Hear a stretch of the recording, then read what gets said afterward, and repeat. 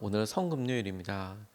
예수님께서 십자가를 지셨던 날 밤새도록 겟세마네 동산에서 기도하시고 아침에 로마 병정들에게 붙잡혀 가시고 재판 받으시고 고난 받으시고 그리고 오전에 십자가에 달리셔서 고통 받으시다가 이제 요즘 시간으로 환산하면 3시 그때쯤에 완전 돌아가시게 되는 그런 일을 우리가 기억하고 있습니다. 예수님의 탄생에 대해서는 몇몇 학자들이 언제 태어나셨다, 어떻게 되었다, 뭐 이런 설들이 몇 가지 있습니다. 점점 이제 과학이 발전하면서 예수님이 태어나셨을 때 떴던 별, 이걸 뭐 거꾸로 과학적으로 증명해내기도 하고 계산해내기도 하지만 이런 것들은 비교적 근래에 과학이 발전하고 그랬을 때이고 조금만 100년 전 혹은 1000년 전에는 그런 것들이 전혀 없고 순전히 사람들이 직접 계산을 해야만 하는 상황이었는데 이 계산이 참 쉽지가 않습니다.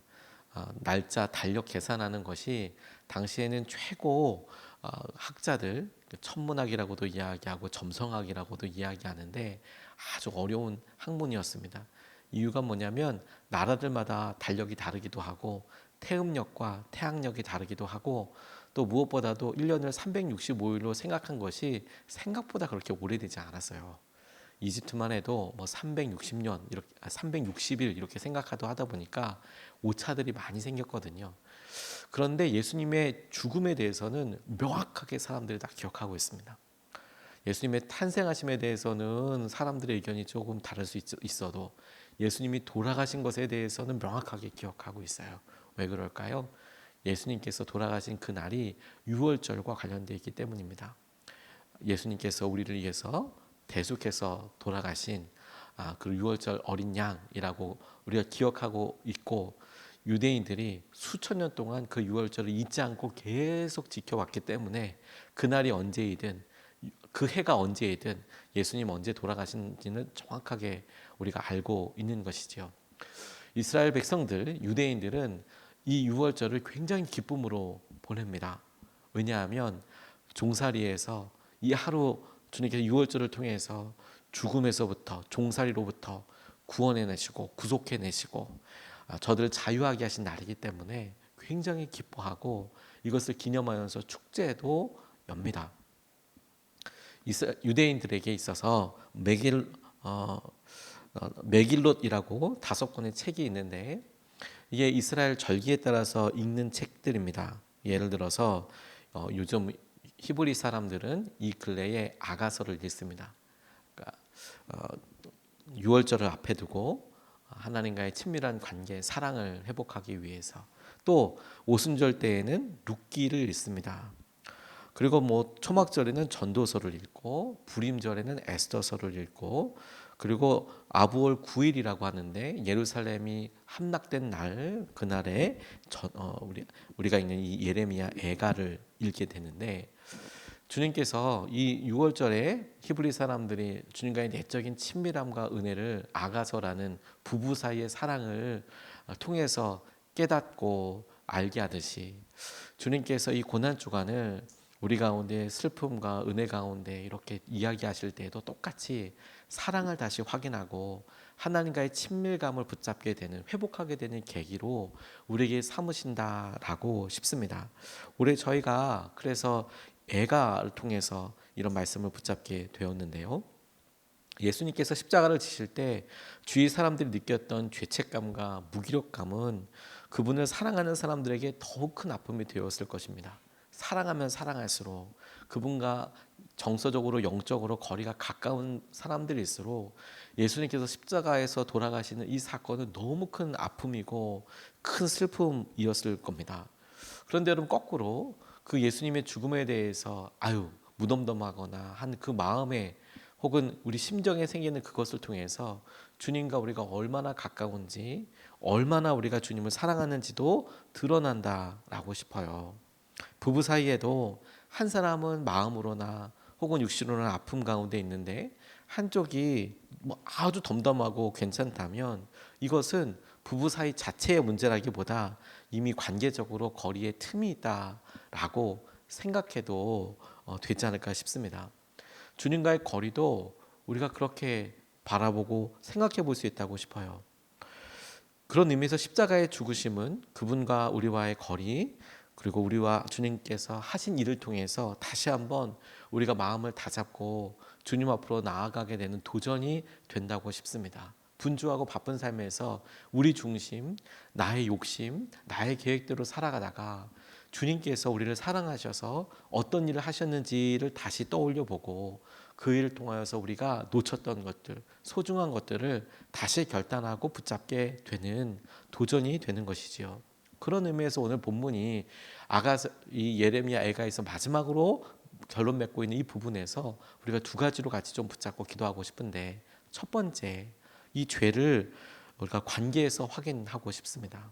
오늘 우리의 연약함과 죄를 주님과의 관계에서 다시 한번 확인하고 붙잡고 싶습니다. 이곳에서 우리 같이 예배하는 여러분들 중에서 우리가 도덕적으로나 혹은 나라에서 정한 법을 어겨서 죄 지었다, 죄인이다 라고 이야기 들을 만한 분들은 아마도 없을 거라고 싶습니다. 대부분의 분들이 마음속으로나 또 우리가 법을 지키는 데 있어서 굉장히 마음이 열려있고 당연히 지켜야 한다고 생각을 하죠.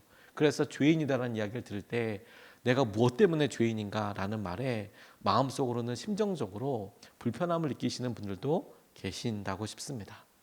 지은 죄가 특별히 다른 사람에게 피해될 만한 것들을 짓지 않고 살아가니까 대부분들은. 그런데 오늘 이 본문 말씀이 우리에게 이와 같은 것을 주목하게 합니다. 15절로 17절까지 말씀을 보면 우리의 마음에서 즐거움이 사라지고 춤이 통곡으로 바뀌었습니다. 머리에서 멸관이 떨어졌으니 슬프게도 이것은 우리가 죄를 지었기 때문입니다. 바로 이것 때문에 우리의 가슴이 아프고 바로 이런 것들 때문에 우리의 눈이 어두워집니다 라고 그렇게 이야기합니다.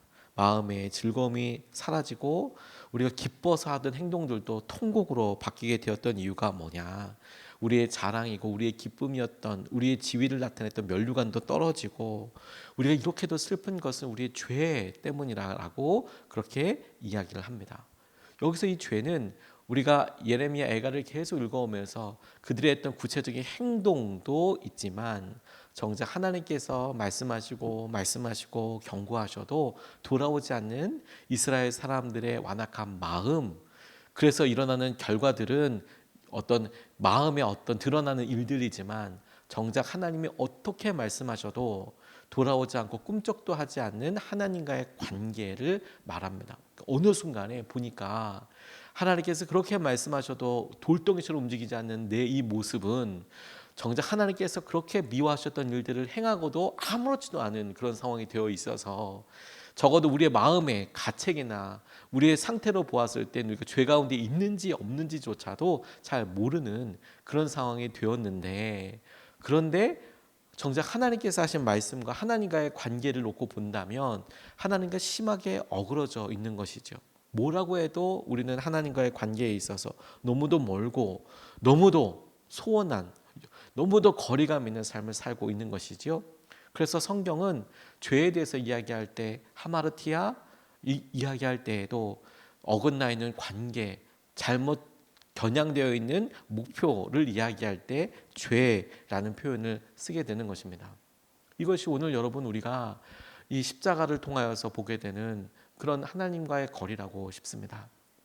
어느 날 여러분 사랑하는 아내와 이야기할 때 혹은 남편과 이야기할 때 남편이 혹은 아내가 본물 터지듯이 얼마나 힘든지에 대해서 이야기할 때 정말 이렇게 힘들었을까? 이렇게 힘들었구나. 이만큼이나 힘들었구나. 그런 마음을 같이 각을 세워서 따지듯이가 아니라 정말 이만큼이나 힘들었구나. 그게 느껴지고 공감되게 될 때 너무 큰 미안함과 안타까움이 들지 않습니까? 내가 이랬구나. 이런 일이 있었구나. 그런데 그런 느낌의 큰 차이를 우리는 사실 살면서 별로 느끼지 않아요. 내가 얼마나 힘들게 하고 있는지에 대해서. 제 경우에 사랑하는 사람의 그런 큰 아픔과 내가 고통을 주었다는 것을 저희 아버지를 통해서 깨달았었던 적이 있습니다.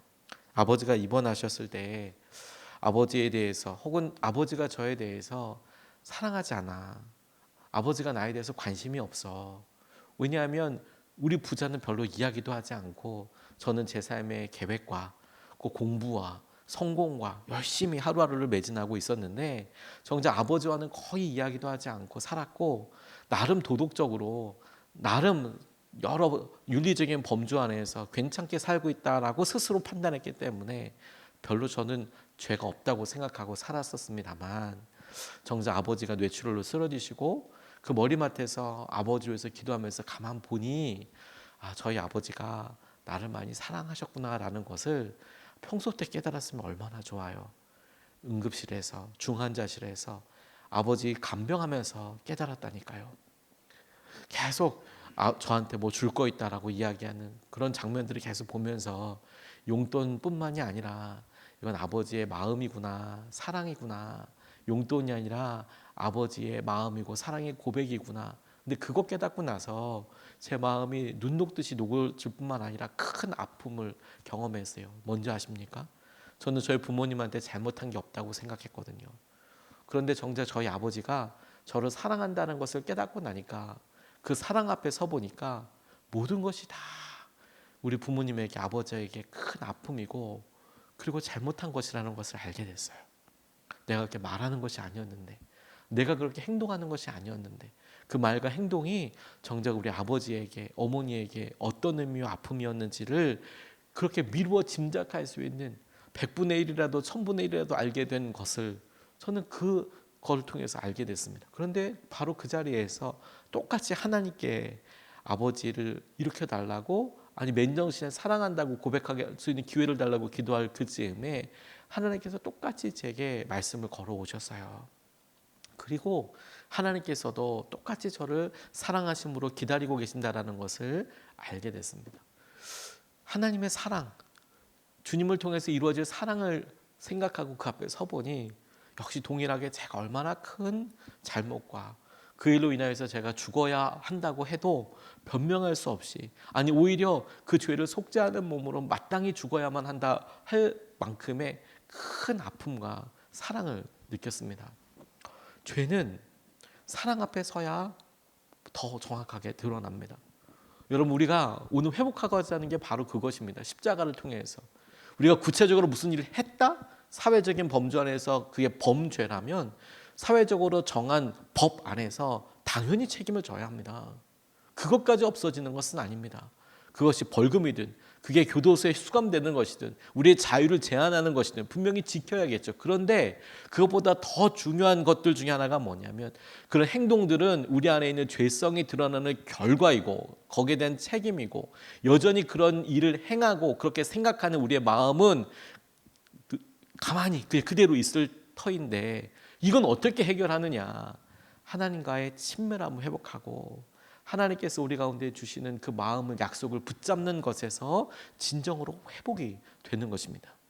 곧 하나님 아버지께서 구약에 말씀하신 예수 그리스도를 통한 회복과 예수님께서 우리를 위하여 돌아가셨다는 그 진리를 믿음으로 말미암아 주님의 십자가에서 죽으심과 부활하심이 우리 삶의 실제가 되는 믿음의 고백으로 우리가 새롭게 되는 것이지요. 오늘 우리가 이 사랑과 우리를 향하신 하나님의 마음 앞에 서게 되기를 원합니다. 일주일 내내 우리가 고난에 대해서 슬픔에 대해서 슬프거나 무덤덤하거나 라는 질문은 십자가 앞에서 우리가 얼마나 슬프냐 우리 마음이 어떠냐라는 질문과 똑같은 동전의 양면과도 같은 마음은 뭐냐면 너는 그만큼 사랑하느냐 너는 그만큼 주님을 느끼고 있느냐 친밀하냐를 집요하게 묻는 것과 동전의 양면처럼 똑같은 질문이 되는 거예요. 오늘 여러분 우리가 십자가 앞에서 안타까고 슬퍼하는 것은 우리의 죄로 인함도 있고 우리를 향한 하나님의 마음도 우리의 죄 때문에 지신 공의의 귀한 계획도 있지만 반면에 우리를 향한 하나님의 사랑 때문에 오늘을 기억하는 거예요. 오늘 여러분 우리가 주님의 십자가 지심을 기념하며 기억하며 묵상하며 그 사랑을 회복하게 되기를 원합니다. 그런 의미에서 오늘 예레미야 애가가 마지막으로 끝나고 있는 장면을 우리가 두 번째로 붙잡고 싶은데 그 기도를 그대로 붙잡고 싶습니다. 주님 우리를 회복시켜 주십시오. 21절과 22절 말씀이 이렇게 이야기하고 있습니다. 주님 우리를 주님께로 돌이켜 주십시오. 우리가 주님께로 돌아가겠습니다. 우리의 날을 다시 새롭게 하셔서 옛날과 같이 하여 주십시오. 주님께서 우리를 아주 버리셨습니까? 우리에게는 우리에게서 진노를 풀지 않으시렵니까? 라고 예레미야가 애가를 통하여서 하나님께 기도하고 있습니다. 우리를 버리셨습니까? 우리의 진노를 풀지 않으시겠습니까?